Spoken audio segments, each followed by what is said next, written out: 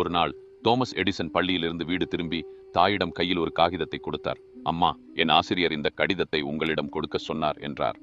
அவரின் தாயார் அந்த கடிதத்தை படித்தவுடன் கண்கலங்கினார். பிறகு அவர் நோக்கி அக்கடிதத்தை உருக்கமாக படித்தார். உங்கள் மகன் ஒரு மாபெரும் மேதை. இந்த பள்ளி அவருக்கு கற்றுத்தரும் திறமை கொண்ட ஆசிரியர்கள் இல்லாத ஒரு சிறிய பள்ளி. தயவு செய்து நீங்களே அவருக்கு கற்பியுங்கள். காலம் கடந்தன.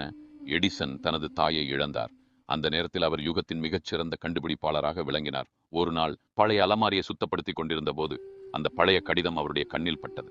அதை திறந்தபோது அதில் இருந்த உண்மையான செய்தியை அவர் படித்தார். உங்கள் மகன் மனநலக் குறைபாடு உள்ளவர்.